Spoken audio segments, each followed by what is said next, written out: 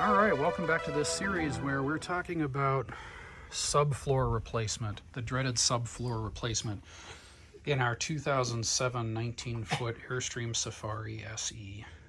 This video is brought to you by iFixify. iFixify is a small Oregon family business. We make how-to videos and hard-to-find parts for Dometic refrigerator freezers, travel trailers, and more. Visit us at ifixify.co. Fix it once with iFixify. Take a look at our previous videos. This is the third or whatever in a series. I hope the series is not going to be too long, but at this point it looks like it's going to be a really long series.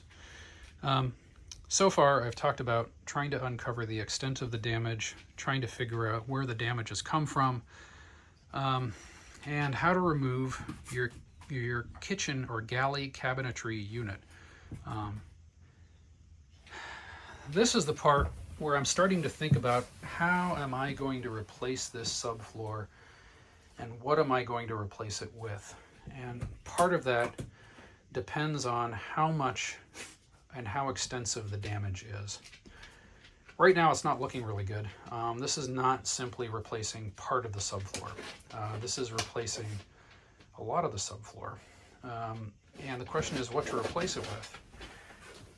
Which leads me to the question of why the hell did Airstream put a 5/8 inch untreated plywood subfloor on their travel trailer?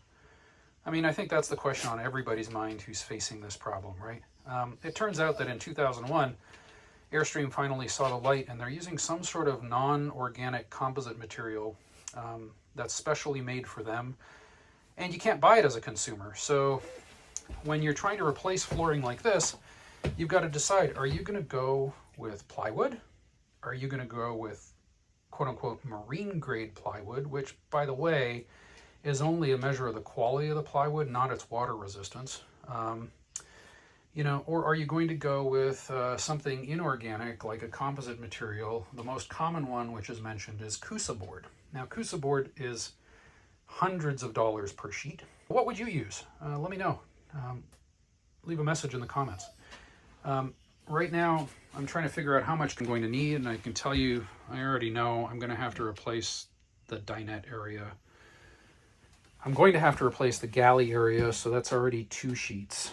And I'm really thinking that, or hoping that the damage does not extend much past, this intermediate area before the bedroom and bathroom start.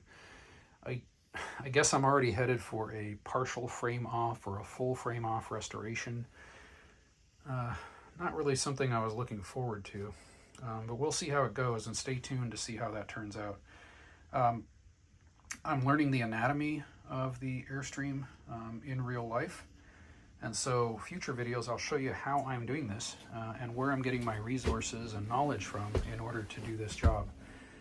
Anyway, so that's this video, which is talking a little bit about what we're going to use for flooring that I hope ends up being a hell of a lot better than untreated 5/8 inch plywood sandwiched between vinyl flooring and impervious insulation, both of which I think contributed to the damage that we're looking at.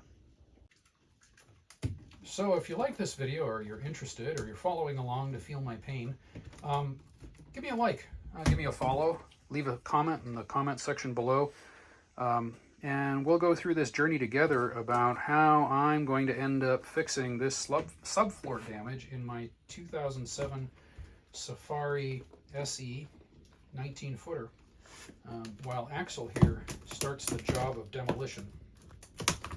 See you next time. You've been watching Every Airstream Owner's Worst Nightmare. Stay tuned for more episodes. This video has been brought to you by iFixify. iFixify is a small Oregon family business. We make how-to videos like these, and we make hard-to-find replacement parts for Dometic refrigerator freezers, travel trailers, and more. Thanks for watching.